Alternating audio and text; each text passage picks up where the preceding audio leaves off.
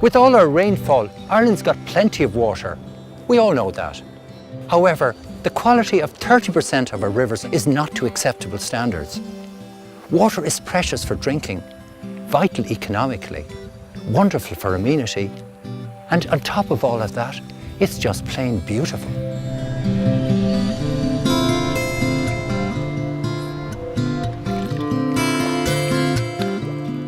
We in Ireland seem to think that we can build houses and other buildings all over the countryside and use our soil and groundwater as an open sewer with no side effects, though the problems in Galway have shown definitively that this is not the case. Intensive farming leading to concentrations of slurry and silage running off our farms and into the water system. Add to that the spreading of chemicals in the form of fertilisers and pesticides, and one can see why farming puts the biggest pressure on our water quality. We also build houses with no proper infrastructure. Each year, over 10,000 new homes have been built in the countryside, discharging millions of cubic metres of wastewater into our now polluted groundwater systems. The role of the EPA is to monitor Ireland's 8 river basins, but as management control falls to local authorities, their powers are limited. The Moy River catchment, once a healthy waterway, is now showing signs of stress. Martin McGarrigle of the EPA monitors our western rivers and lakes. Martin, the Moy River, has it got a big catchment? Moy is one of the biggest catchments. It's in total, I think it's over 2,000 square kilometres. It's a pretty... Including the lakes? Massive, including the lakes, including all the tributaries. So it's a very big system. It's the best salmon river probably in the country at the moment. It's a really fantastic system. So you've done loads of tests probably on this river here, this catchment. This catchment, How many roughly? Hard to put a figure on this one, but I think I work in the west of Ireland. I think I've probably done 10,000 tests. 10,000 tests? Using this. So this is one of them now here? This is a regular site here on the Moy. It'll be done once every 3 years. So where are you going to go?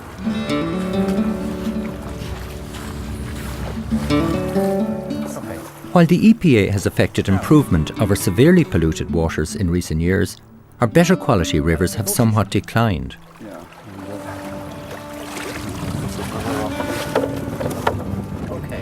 If our councils continue to allow one-off housing, they must insist that wastewater treatment from these is of the highest possible standards.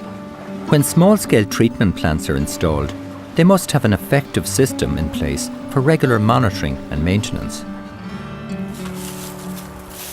Martin, what's going on over here? It's an example of a small treatment plant that's basically overloaded and it's polluting the river. Unless the standards are set very strictly and unless they're actually adhered to as well, you get river pollution. It's one of the causes of river pollution that we're investigating and trying to sort out under the programme of measures. And the pipe discharging straight into the river from the treatment? Yeah, well, the discharge should be treated to the standard that it's okay to discharge it into the river, that it's not going to affect. Well, you get pollution. That's why we have 30% of our river. Well, it's not the only reason, it's one of the reasons that we have 30% of our river channel polluted. To get a true picture of what's happening, Martin works his way upriver to one of the smaller streams that feed the system. Are you concerned about this tributary here? It's one of these cases where it's diffuse pollution, but we're not quite sure exactly what the particular cause is. So you're going to test now for I'm going different types of I'm going to take an invertebrates. invertebrate sample here and we'll analyse the results. And okay, we know from earlier on in the year that it is polluted, but and then it's to try and track it down exactly what's causing it. The biggest threat to water quality is eutrophication, an over-enrichment of nutrient that feeds algae due to phosphates and nitrates seeping into our waters from slurry, fertilisers, detergents and sewage. The samples Martin collects on a regular basis give a very clear indication of what's going on.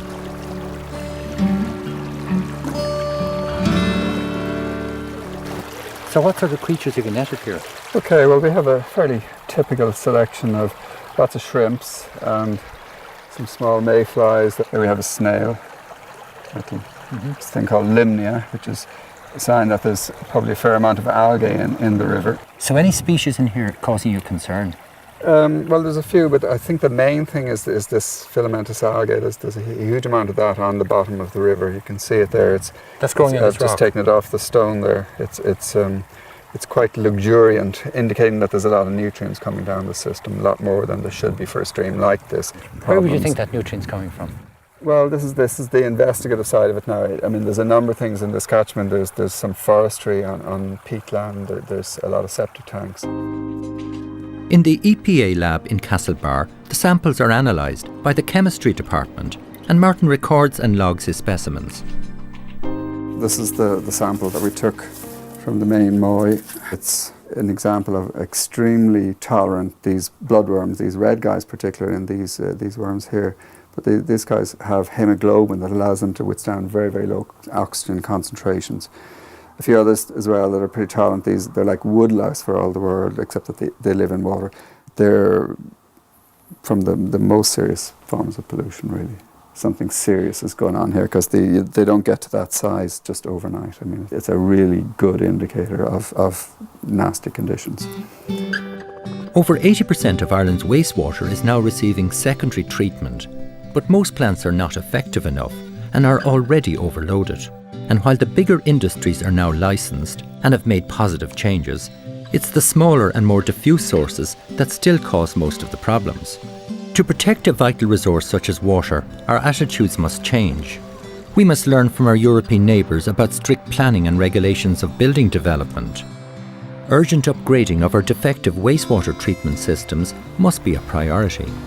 We have got to reach a target of good quality water status by 2015 under the Water Framework Directive. Will we achieve this situation? 7 years to do it. It's a tall order, but I'd be optimistic enough. I'd like to, think that it wasn't all in vain. That we can get to that stage where we look back and say, gosh, did we ever let it get that bad?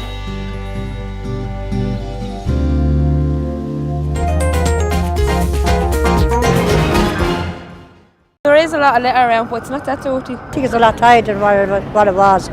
It's coming on, it's improved an awful lot. Scruffy Dublin, it's getting worse. What you don't do in your own home, you don't do out on the street.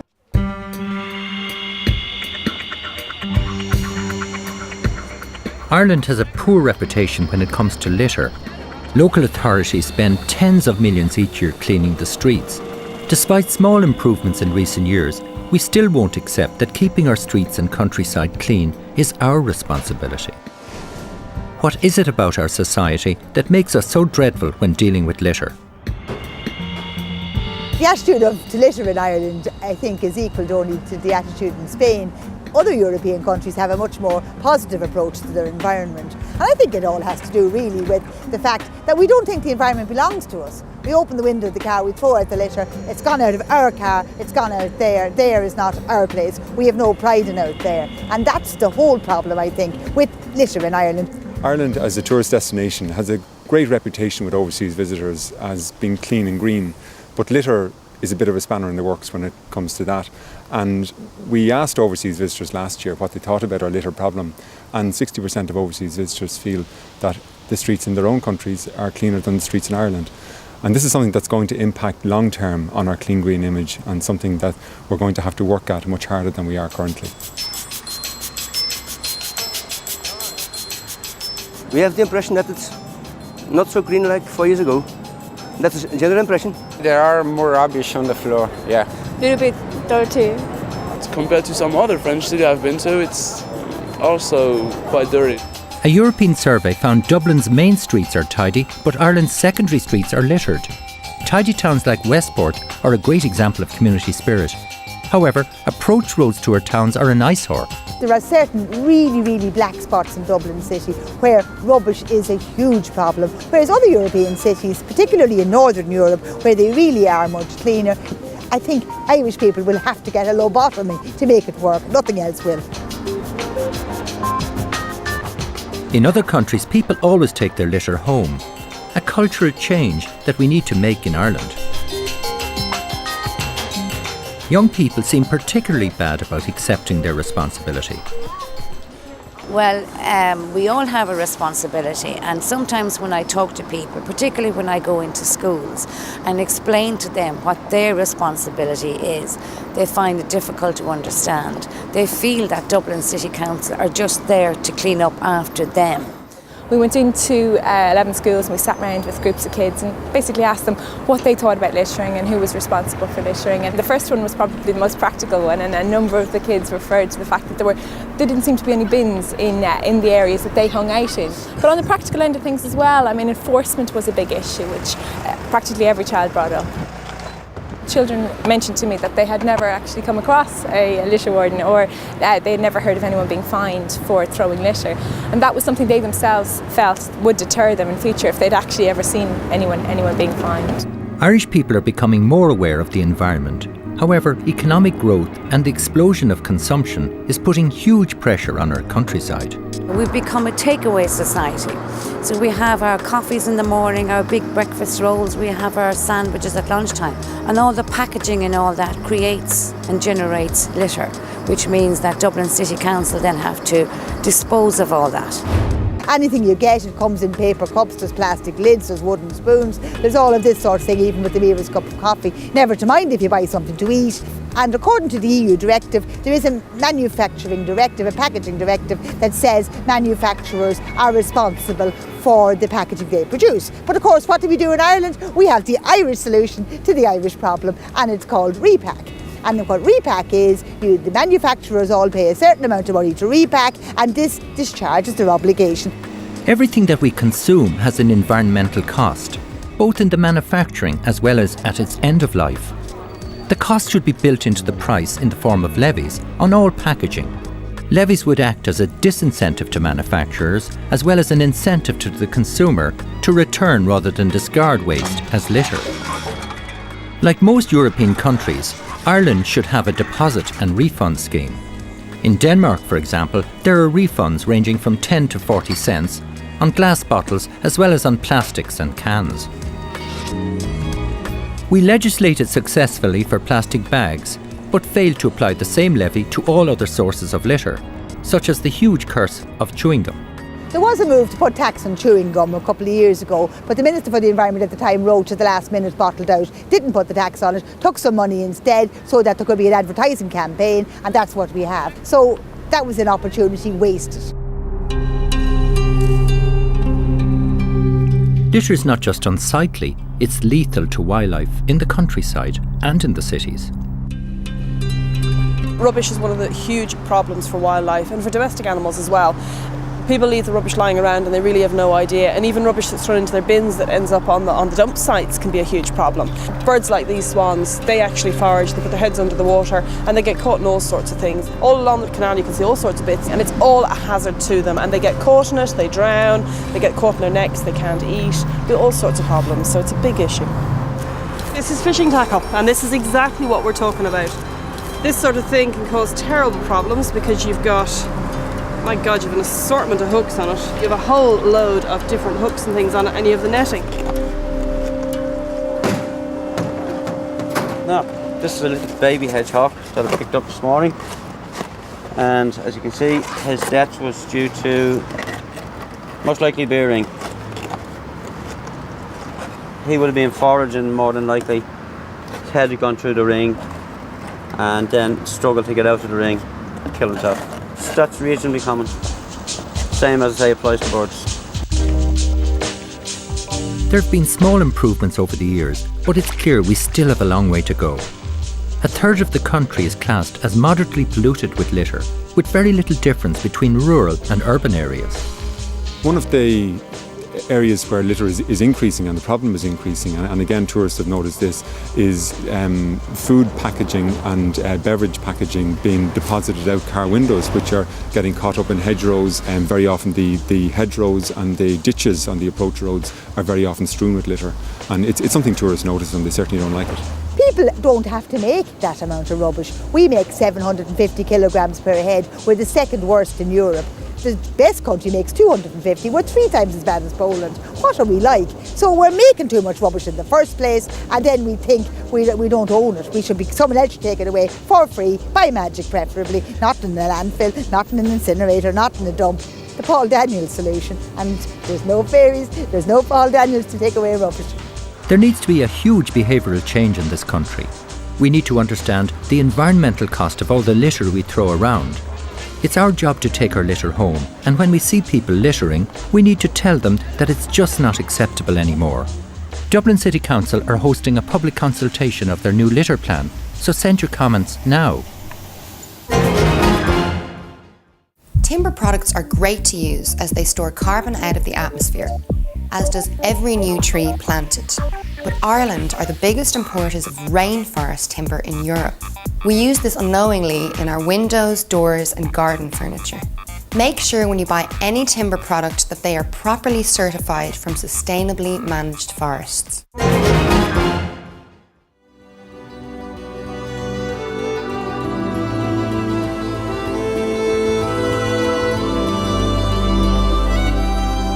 Ireland is slowly recovering from a ruthless forest plunder inflicted over the centuries.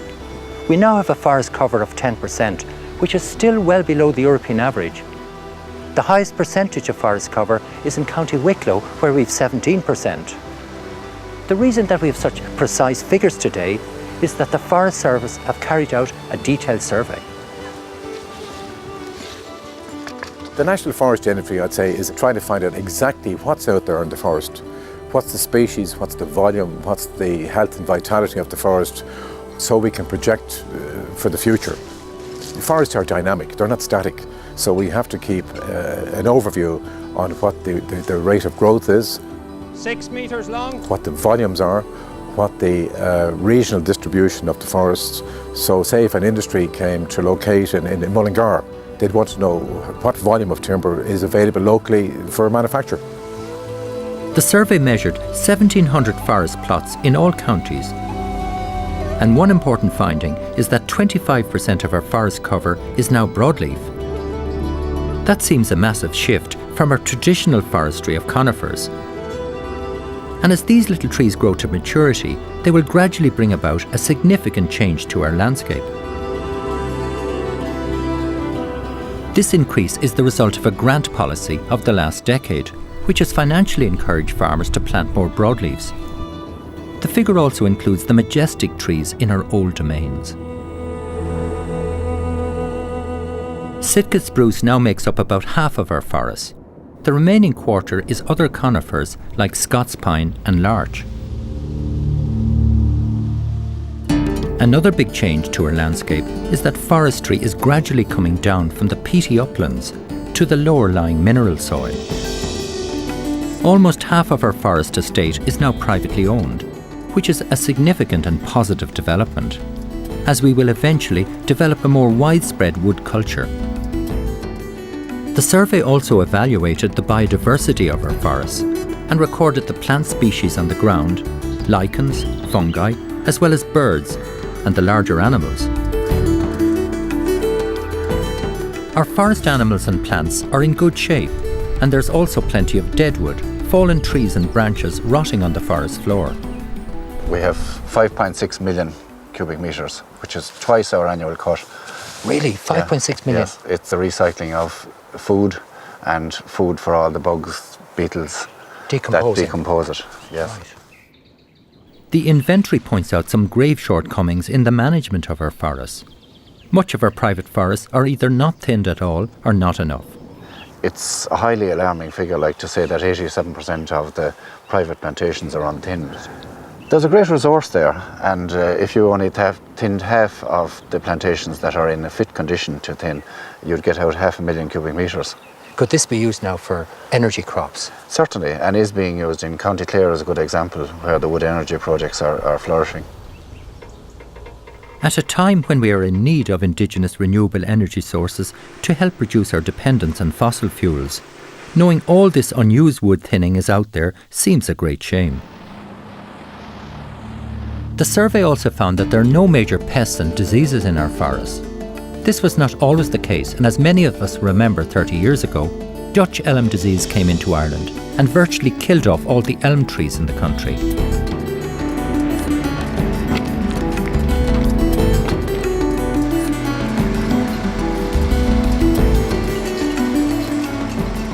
Ireland's forests are in good health, but that's not the case in many parts of the world. Ireland imports lots of timber and timber products, and with this, there's always a chance of some undeclared passengers coming on shore. Ireland has the healthiest forests in Europe. We've been subject to a recent audit by the EU, and the amount of diseases or pests that we have are minimal. This is due to the fact that we're surrounded by water.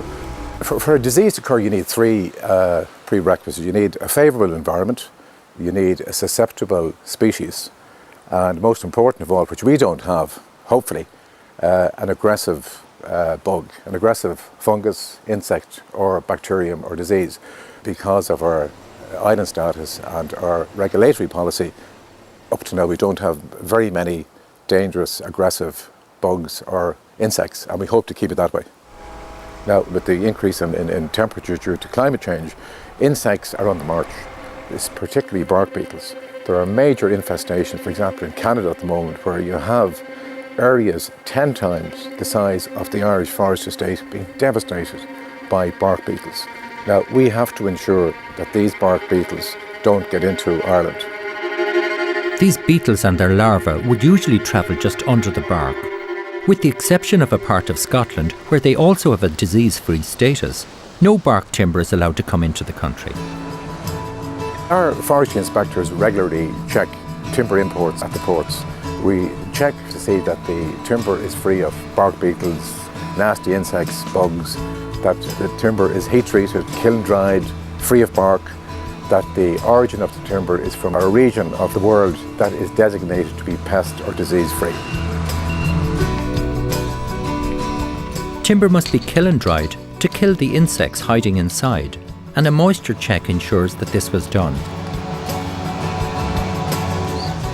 But the biggest threat is where you least expect it, in the wooden crates and pallets that are used in transporting goods. This is a low-grade timber and a perfect hiding place.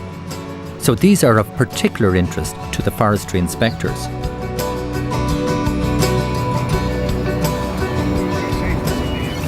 Here is a dunnage that has been stamped to show that it's kiln dried, heat treated, and indeed debarked. So that's an internationally recognised mark. The three things, yeah. And that means that at least that one is safe. Yeah, they're okay. Right. Now you can have a consignment of timber that's perfectly kiln dried, but then some of this dunnage is put in to make sure that it doesn't move, and that can be the source of infection.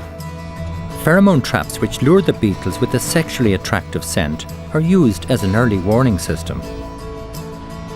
The inspectors also check for dangerous beetles in the forest. And if a tree looks discoloured, they take a wood sample to see if a dangerous parasite is at work. This is to verify our disease-free status in Ireland, and if or when insects do arrive, early detection will be very important. We're fortunate so far that we've avoided the pests and diseases that have devastated huge areas of forestry in Europe and North America in recent years. And it's important that we do all we can to keep our forests safe for the future. Next time on EcoEye, we look at household recyclables, the effect of forestry on water quality, and the joys of walking through Ireland's unspoiled landscape.